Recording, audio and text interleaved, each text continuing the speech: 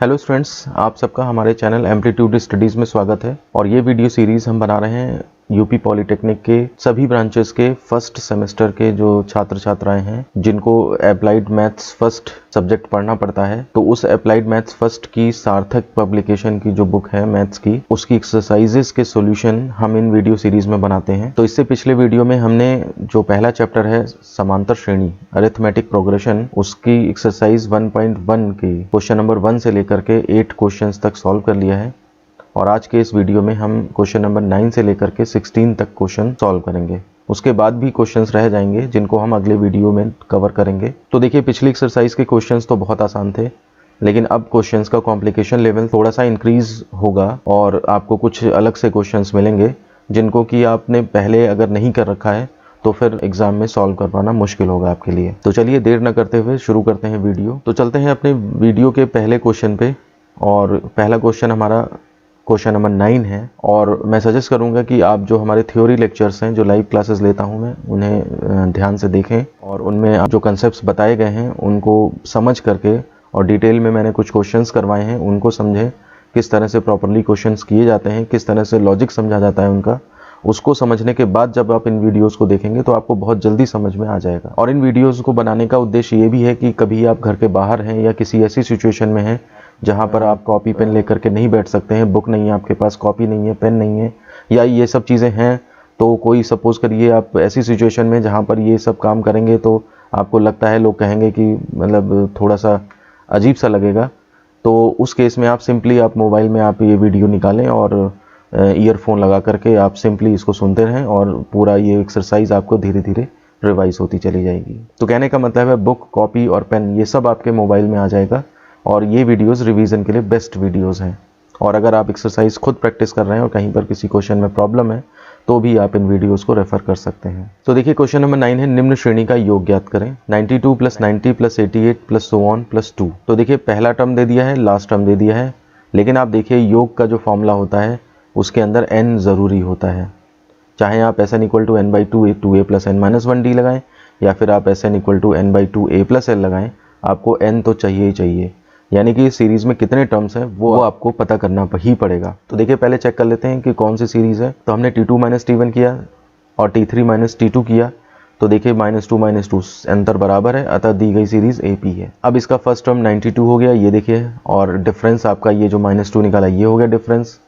और अब ये लास्ट टर्म के लिए हम कंडीशन डालते हैं, माना अंतिम पद ही लास्ट टर्म है। देखिए, जनरल टर्म तो कोई भी हो सकता है, आप इसको भी जनरल टर्म यहाँ पे भी रख सकते हैं, जनरल टर्म यहाँ पे भी रख सकते हैं। तो अगर हम लास्ट टर्म को ही जनरल टर्म मान लें, nth टर्म मान लें, तो फिर n की वैल्यू, यानी कि उस टाइम पे जब हम इसके लिए कैलकुलेशन करेंगे तो आपको सारे का नंबर मिल जाएगा कि यहाँ से यहाँ लेकर के कितने पद हैं कुल। तो इसके लिए हम क्या करते हैं, वही मान लिया हमने कि Tn = L = 2 है, तो उस केस में हमारे पास n जो है वो क्वेश्चन मार्क है, ये भी लिख दें। और फिर उसके बाद हम सबसे पहले यही फॉर्मूला लगाते हैं nth टर्म का, Tn = a + n-1 × d। इसमें आप ये सारी वैल्यूज़ जो हैं दे दें। तो आप Tn की वैल्यू ये लास्ट टर्म दे दिया आपने, a की भी वैल्यू डाल दी, d की वैल्यू डाल दी। देखिए, सॉल्व होकर के n आ जाएगा।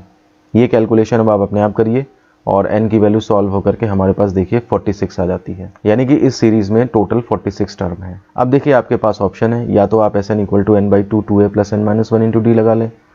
तो इसमें भी आपको n46 पता लग चुका है, a और d पता है, n46 पता है, आपका ये आंसर आ जाएगा। और अगर आप ऐसा नहीं करना चाहते हैं तो दूसरा भी एक फॉर्मूला है, n/2 a + l।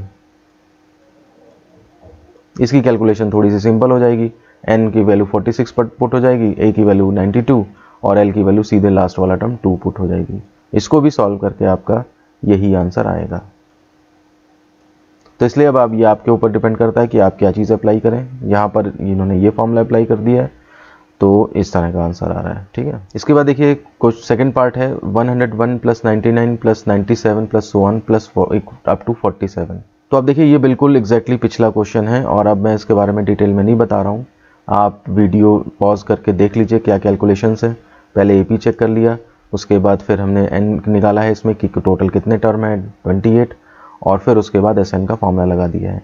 यहाँ पर देखिए, इस बार n/2 a + l लगा दिया गया है और उससे भी वही आंसर आएगा जो आपका S n equal to n by two 2a plus n minus 1 into d से आता है। तो इस तरह से सेकेंड पार्ट भी हमारा कंप्लीट हो जाता है। आइए अब चलते हैं क्वेश्चन नंबर 10 के फर्स्ट पार्ट पे। प्रथम n प्राकृतिक संख्याओं का योग ज्ञात करें। तो फर्स्ट n नेचुरल नंबर मतलब 1 plus 2 plus 3 plus so on up to n, ये हमें निकालना है। इसमें देखिए AP ही है, a 1 हो गया, डिफरेंस इसका 2 माइनस 1 करेंगे तो 1 आ जाएगा, और अंतिम पद भी जो है वो आपका n हो गया, इसमें दिया हुआ है, और SN क्वेश्चन मार्क है। तो आप सिंपली फॉर्मूला लगा दीजिए n by two a plus l, यानी कि n by two 1 plus n. इसको थोड़ा सा और सही करके लिख लीजिए SN equal to n into n plus 1 by two, और आप इसे याद कर लें। अगर कहीं पर और ये ज़रूरत पड़ती है तो आप इसको तुरंत एज ए फॉर्मूला यूज़ करेंगे। मतलब अच्छा क्वेश्चन है और इसका रिजल्ट याद भी करना है आपको। आइए चलते हैं क्वेश्चन नंबर 10 के सेकेंड पार्ट पे। श्रेणी 2 plus 4 plus 6 plus so on plus up to 2n के n पदों का योग बताएं। तो देखिए 2, 4, 6 भले ही यहाँ पे 2n लिखा है, लेकिन आप ये मत सोचिएगा कि इसके अंदर 2n पद हैं, इसके अंदर n ही पद हैं। ठीक है, तो आप इसको फर्स्ट दो मेथड से सॉल्व कर सकते हैं। पहले में आप इसको सीधे a की वैल्यू 2 मान लें, d आपका 4 माइनस 2 2 हो गया, और लास्ट टर्म आपका 2n हो गया, और SN क्वेश्चन मार्क है। बस इस n और 2n में कंफ्यूज मत होइएगा, ये nth टर्म ही है आपका। तो अब SN equal to n by two a plus l लगा दीजिए इसमें। तो n by two a plus 2n इसकी वैल्यू डाल दी हमने, और यहाँ सॉल्व करके देखिए n इंटू एन प्लस 1 आ जाएगा। एक मेथड और हो सकता है, ये मेथड भी आप सीखिए क्योंकि आगे चल के इन ऐसे तरीकों की ज़रूरत पड़ेगी आपको। आप क्या करिए, इसमें 2 कॉमन ले लीजिए, इस पूरी सीरीज़ में 2 कॉमन ले सकते हैं। तो 2 कॉमन ले लीजिए, अंदर 1 plus 2 plus up to n बनेगा। और मैंने अभी बताया था फर्स्ट पार्ट में कि ये फॉर्मूला आपको याद करना पड़ेगा, तो आप इसकी वैल्यू सीधे पुट कर सकते हैं। तो आप देखिए यहाँ पे सीधे पुट करिए 2 इंटू, ये वाला फॉर्मूला लगाने की भी ज़रूरत नहीं है, 2 इंटू और इसका n into n plus 1 by two, 2 2 cancel हुआ, देखिए वही आंसर आ जाएगा। तो ये आपके ऊपर है कि आपको कौन सा मेथड आसान लगता है, दोनों से आंसर सेम आ रहा है। तो इस तरह से हमारा सेकंड पार्ट कंप्लीट होता है। आइए चलते हैं क्वेश्चन नंबर 10 के थर्ड पार्ट पे। प्रथम n विषम प्राकृतिक संख्याओं का योग ज्ञात करें। मतलब फर्स्ट n जो ऑड नंबर्स होते हैं, नेचुरल नंबर्स, उनका सम निकालना है। n ऑड नंबर्स कौन कौन से होंगे, तो देखिए 1, 3, 5 ये ऑड नंबर्स हो गए, अप टू n टर्म्स तक जाना है हमें। तो ऐसे केस में क्या करेंगे, आप ध्यान दीजिए यहाँ पे कि ये जो है वो n टर्म्स तक जाना है। आप अब n टर्म क्या है वो अभी आपको नहीं पता है। तो अगर हम एक पहला मेथड देखें, जो लंबा वाला फॉर्मूला है उसका यूज़ करें, तो देखिए a की वैल्यू 1 दे दी है, d की वैल्यू 3 माइनस 1 2 हो गई, n टर्म्स तक का सम निकालना है आपको। तो आप SN इक्वल टू फॉर्मूला लगा दीजिए n by two 2a plus n minus 1 into d. तो n बाई टू 2 और ये सॉल्व करके n स्क्वायर आ जाएगा। कैलकुलेशन आप देख सकते हैं, कोई इसमें बड़ी बात नहीं है। कभी भी कोई भी आपको दिक्कत हो, आप वीडियो को पॉज कर लें वहीं पे और फिर उसको कैलकुलेशन को देख लें ध्यान से। अच्छा, इसका दूसरा मेथड ये है कि 1, 3, 5 का पहले हम nवां पद निकाल लें। तो देखिए Tn इक्वल टू हमने फॉर्मूला यूज़ किया a plus n minus 1 into d, और उसमें फिर हमने a और n डी की वैल्यू पुट करी, तो 2n माइनस 1 ये टर्म आ गया।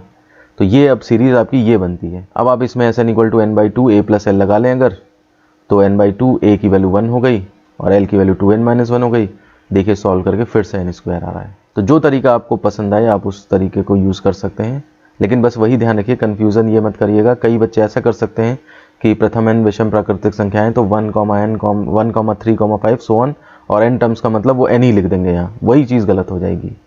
अप टू n टर्म्स है, अब इसका nवां पद क्या बनता है वो एक अलग निकालना पड़ेगा आपको। आइए चलते हैं क्वेश्चन नंबर 11 के फर्स्ट पार्ट पे।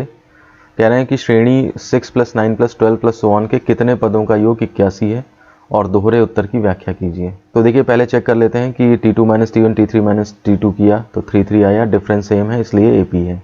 अगर साफ साफ आपको पहचान में आ रहा है तो ये टेस्टिंग फिर आप स्किप कर सकते हैं। अब इसमें देखिए A की वैल्यू 6 मिल गई, D की वैल्यू हमें 3 मिल गई है, और कितने पदों का योग 81 है, यानी कि अगर n पदों का योग SN की वैल्यू 81 दे दी है और हमें n की वैल्यू क्वेश्चन मार्क है, n क्वेश्चन मार्क है। तो देखिए हम फॉर्मूला लगा दें SN equal to n by two 2a plus n minus 1 into d. इसमें a की वैल्यू डाल सकते हैं आप, d की डाल सकते हैं, तो n मिसिंग है। अब हमारे पास एक इक्वेशन है और n निकालना है तो आराम से निकल जाएगा। हमने इसको थोड़ा सा सॉल्व किया और जब हमने इसको मल्टीप्लाई किया तो पता लगा क्वाड्रेटिक इक्वेशन बन रही है। क्वाड्रेटिक इक्वेशन बन रही है तो हमने इस क्वाड्रेटिक इक्वेशन को लिखा। अब इसमें देखिए 3 से डिवाइड कर सकते हैं आप, तो 3 से डिवाइड किया तो n square plus 3n minus 54, 9 6 जा 54 होता है। तो 9 और 6 के बेस पे जब हमने फैक्टराइज किया है इसे, तो देखिए यहाँ पे n common n plus 9, 6 common n plus 9, तो यहाँ से n plus 9 n minus 6 equal to 0 आया। अब अगर हम n प्लस 9 इक्वल टू 0 लें तो n इक्वल टू 9 माइनस 9 आएगा, पद कभी नेगेटिव नहीं होते हैं, इसलिए आपका ये आंसर जो है वो एब्सर्ड कहा जाएगा। तो ये एक ऐसा क्वेश्चन है जिसमें एक आंसर तो गड़बड़ हो गया है, ये आंसर ही नहीं है। और फिर दूसरी बात, n/m-6 = 0 करेंगे तो n = 6 ये आंसर आएगा आपका। तो इस क्वेश्चन में थोड़ा सा ये चीज़ गलत थी कि ये कह रहे थे कि दोहरे उत्तर की व्याख्या करिए। दोहरे उत्तर वहाँ आते हैं जहाँ पर सीरीज़ जो है वो कम होती चली जाए, वैल्यूज़ कम होती चले जाए, मतलब d नेगेटिव हो। तो उसमें आगे जा कर के ऐसा होता है कि कुछ टर्म ऐसे मिलते हैं कि जो पॉजिटिव होते हैं, और फिर उसके बाद 0 होकर के कुछ टर्म ऐसे मिलते हैं जो नेगेटिव होते हैं, तो इसलिए उनका सम जो है मिला के 0 हो जाता है। तो उतने सारे टर्म अगर आप ऐड भी कर दें किसी क्वांटिटी में तो वो 0 ही रहते हैं, इसलिए दोहरे उत्तर आते हैं वहाँ पे।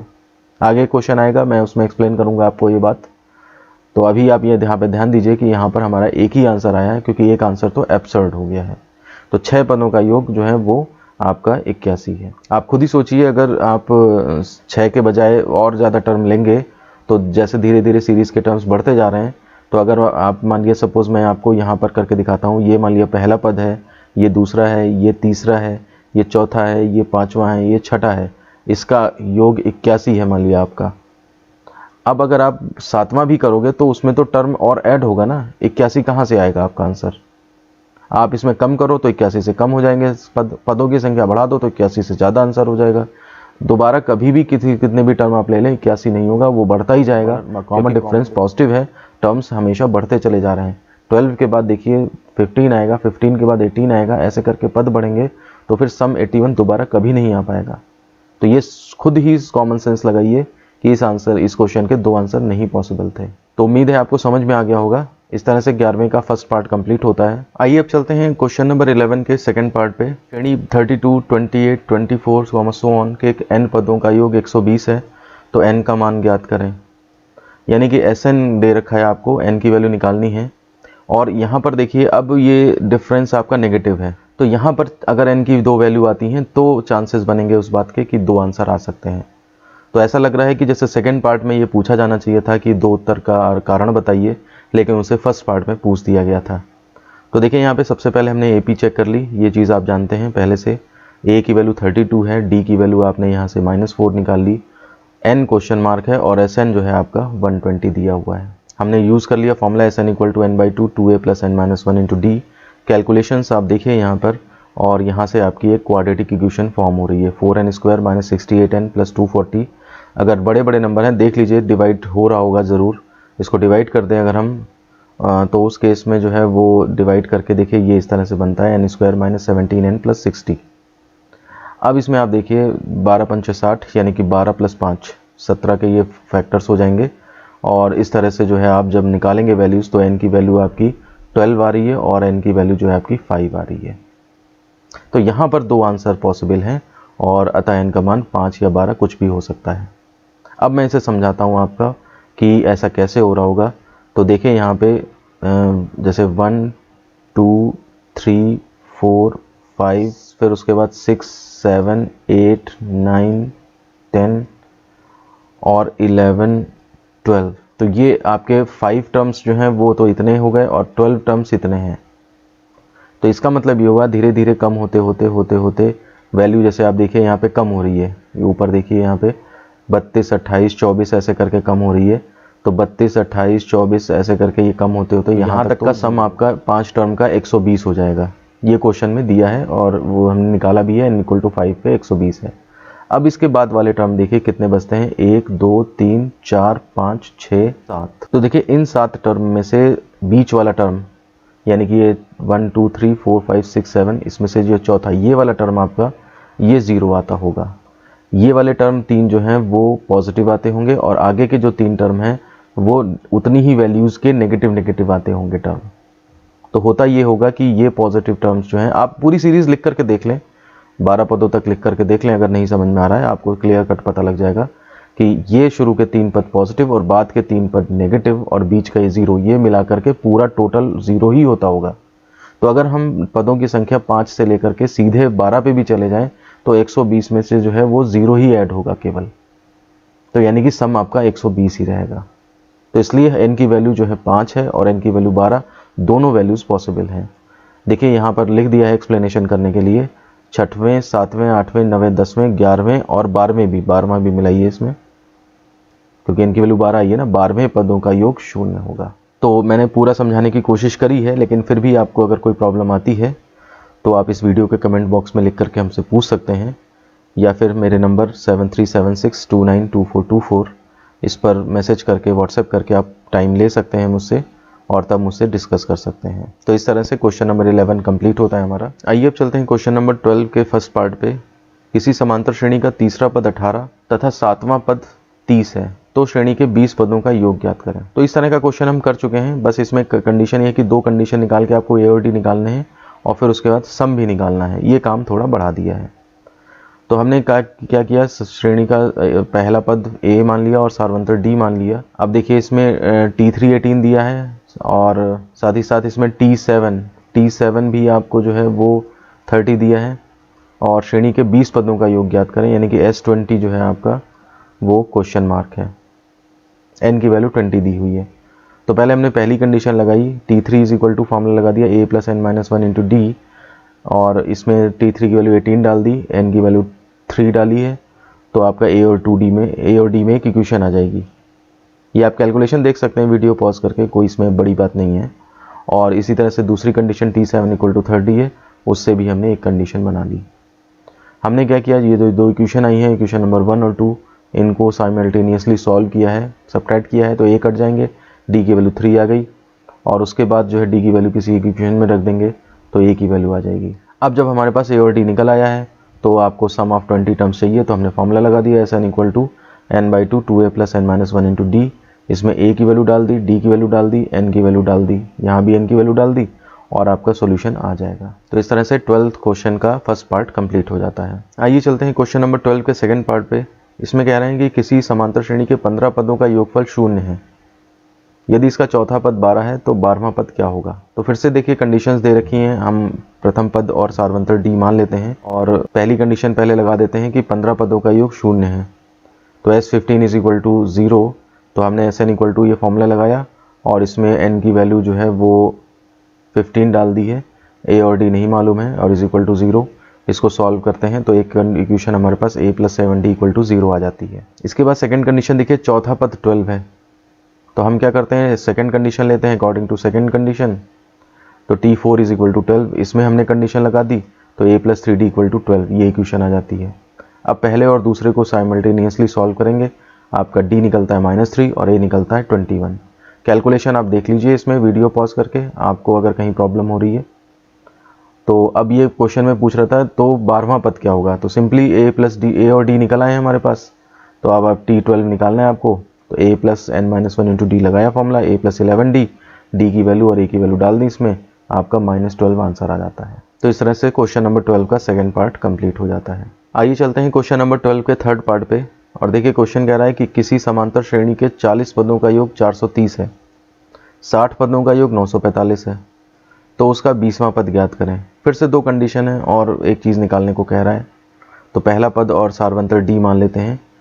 According to first condition S40 equal to 430 दिया है, sum of n terms of AP का फॉर्मूला हमने लगाया और वो 430 दिया हुआ है। तो हमने क्या किया है, जो देखिए सॉल्व किया इसको थोड़ा सा, और कंडीशन हमारी 2a plus 39d equal to 43/2, ये इक्वेशन नंबर 1 बनती है। फिर सेकंड कंडीशन में क्या कह रहा है कि सीरीज़ के 60 टर्म्स का सम 945 है, तो हमने इसमें कंडीशन लगा करके और एक इक्वेशन ये बना दी। अब देखिए फर्स्ट और सेकंड हमारे पास इक्वेशन आ गई हैं, इसको सब्ट्रैक्ट करते हैं तो d इक्वल टू आपका देखिए हाफ निकलता है। ये कैलकुलेशंस आपके लिए हैं, आप ट्राई करिए, तो प्रैक्टिस करिए। और फिर d की वैल्यू अगर हम किसी एक इक्वेशन में पुट कर दें तो देखिए a की वैल्यू यहाँ से 1 निकल आती है। तो मेरे पास a और d अननोन थे, वही दोनों आ चुके हैं। अब हमसे 20th टर्म पूछ रहा था, तो 20वां पद निकालने के लिए आपने फॉर्मूला लगा दिया, Tn equal to a plus n minus 1 into d, उसमें n की वैल्यू 20 डाल दी, तो देखिए a प्लस 19d आएगा, इसमें a और d पुट कर लिया आपने और सॉल्व होकर के 10½ आ जाता है। तो इस तरह से आपका ये क्वेश्चन नंबर 12 पूरी तरह से कंप्लीट हो जाता है। कहीं पर अगर आपको कभी कोई दिक्कत पड़ती है तो उस केस में आप वीडियो के कमेंट बॉक्स में लिख करके हमसे पूछ सकते हैं। आइए चलते हैं क्वेश्चन नंबर 13 के फर्स्ट पार्ट पे। देखिए क्वेश्चन कहता है कि किसी समांतर श्रेणी का nवां पद 2n प्लस 3 हो तो श्रेणी के n पदों का योग ज्ञात करें। तो देखिए nवां पद अगर दे दिया आपको तो इसका मतलब आपको सारे पद दे दिए। आप बस n इक्वल टू 1 2 3 पुट करते रहिए, आपके टर्म निकलते जाएंगे। देखिए यहाँ पे tn इज इक्वल टू दिया है तो हमने माना की ज़रूरत नहीं है लिखने की, n इक्वल टू 1 2 3 4 रखा तो आपका t1 निकला 5, t2 निकला 7, t3 निकला 9। तो यानी कि आपकी एक तरह से सीरीज़ मिल गई, आपको a भी मिल गया। आप अगर चाहो तो यहाँ पे चेक करने की भी, यहाँ पे समांतर श्रेणी दे रखा था, चेक करने की ज़रूरत नहीं है, तो ये चीज़ हटा सकते हैं आप। डिफरेंस बस निकाल लीजिए, a की वैल्यू 5 हो गई जा करके और d की वैल्यू 7 - 5 कर लें तो d की वैल्यू 2 निकल आई। अब क्वेश्चन में कह रहा था कि n पदों का योग ज्ञात करिए, तो Sn जो है क्वेश्चन मार्क है। तो आप सिंपली फॉर्मूला लगा दीजिए, Sn equal to n/2 2a + n - 1 into D.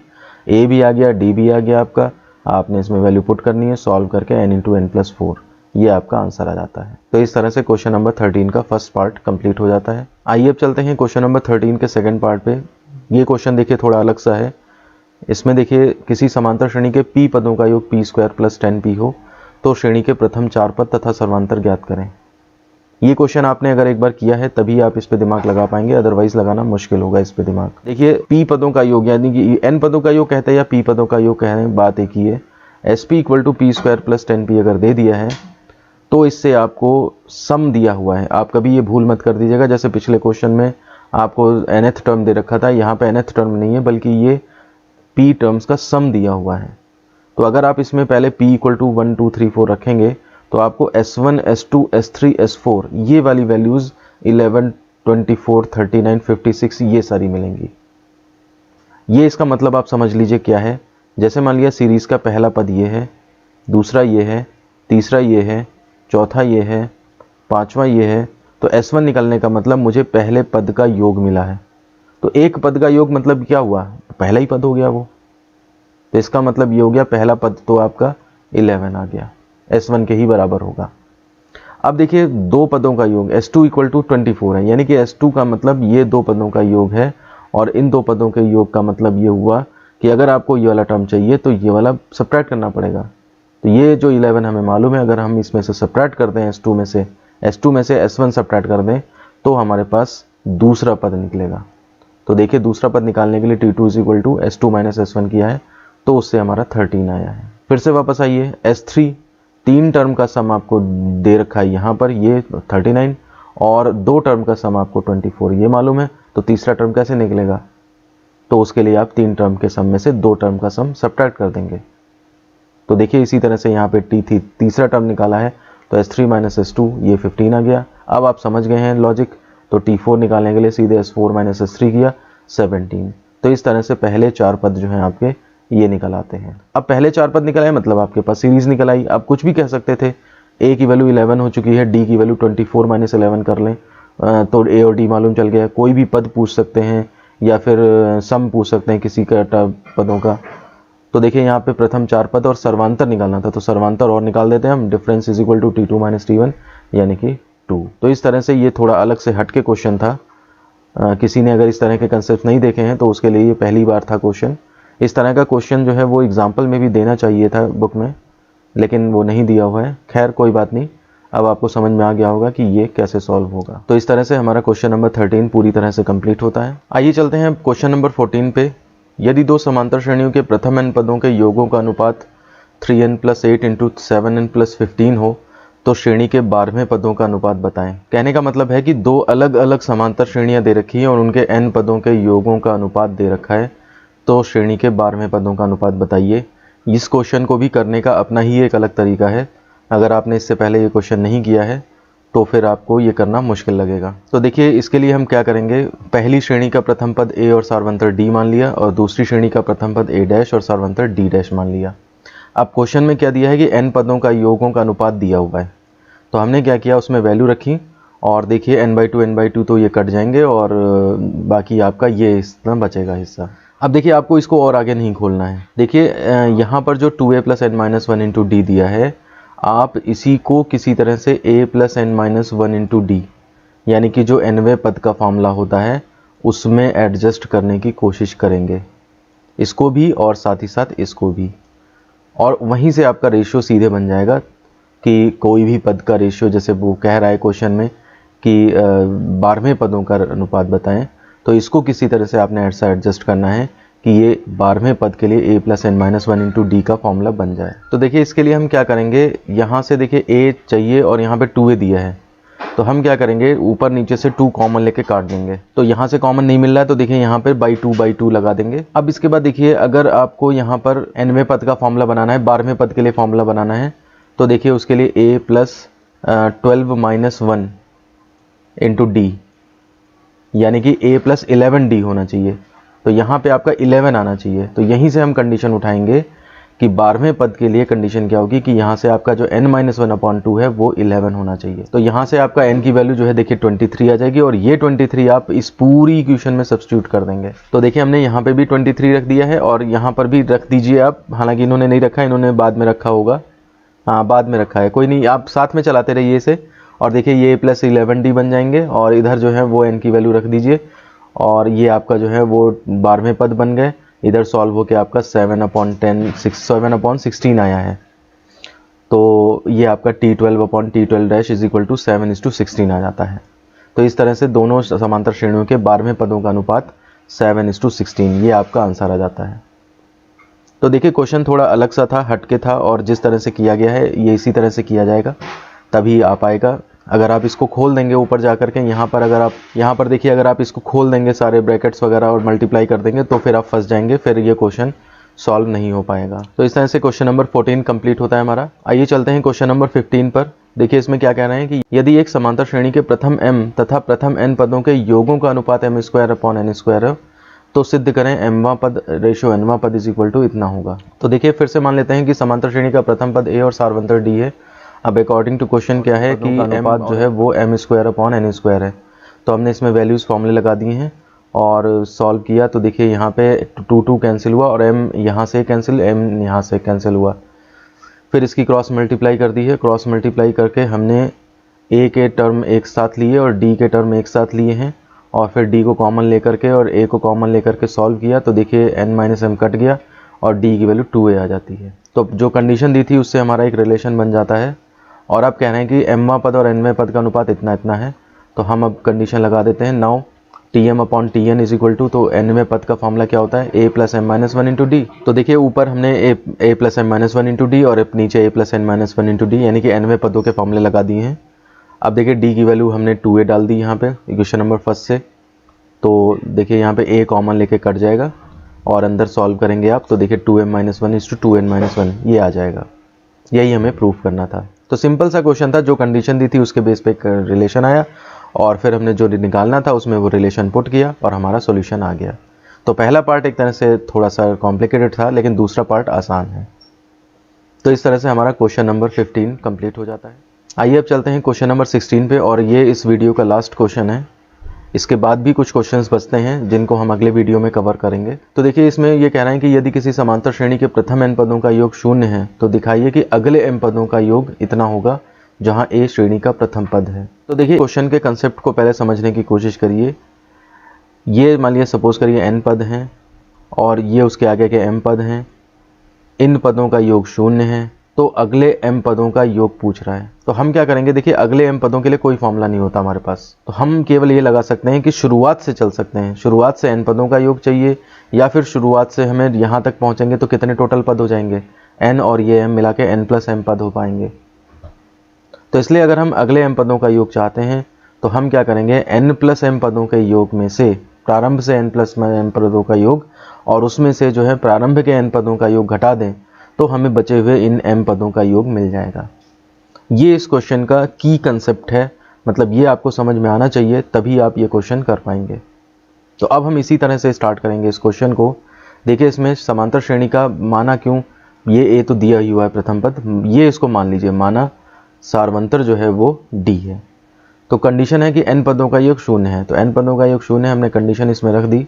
अब देखिए n 0 होगा या फिर ये 0 होगा, n तो नंबर ऑफ टर्म्स हैं, ये 0 नहीं हो सकते तो ये ही 0 होगा और यहाँ से d की वैल्यू -2a/n-1 आ जाती है। अब हमने वही कंडीशन लगा दी कि अगले m पदों का योग चाहिए तो प्रारंभ से n प्लस m पदों का योग माइनस प्रारंभ से n पदों का योग। तो माइनस प्रारंभ से n पदों का योग तो 0 दिया ही है क्वेश्चन में, वो तो कोई ज़रूरत ही नहीं है। अब प्रारंभ से n प्लस m पदों का योग निकाल लेते हैं तो क्या हो जाएगा, m plus n/2 plus 2a और m प्लस n यहाँ पर रख दिया, -1 × d। ये सम ऑफ n टर्म्स का फॉर्मूला ही है। बस अब इसमें क्या करेंगे, इक्वेशन नंबर फर्स्ट से जो हमने d की वैल्यू निकाली है वो d की वैल्यू इसमें सब्स्टिट्यूट कर दीजिए। तो d की वैल्यू हमने ये सब्स्टिट्यूट कर दी यहाँ पर। अब देखिए इसमें से 2a जो है वो कॉमन मिल जाएगा, बाहर ले आइए आप इसे, इसमें एलसीएम लेकर के सॉल्व कर दीजिए और इस तरह से आपका ये जो प्रूफ करना था वो चीज़ आ जाएगी। तो इस तरह से क्वेश्चन नंबर 16 कंप्लीट होता है। ये कंसेप्ट अगर आप नहीं जानते हैं या इसको नहीं सोच पाते हैं पेपर में तो फिर ये क्वेश्चन लगना मुश्किल हो जाएगा। तो उम्मीद है आपको पूरी तरह से ये क्वेश्चन समझ में आ गया होगा।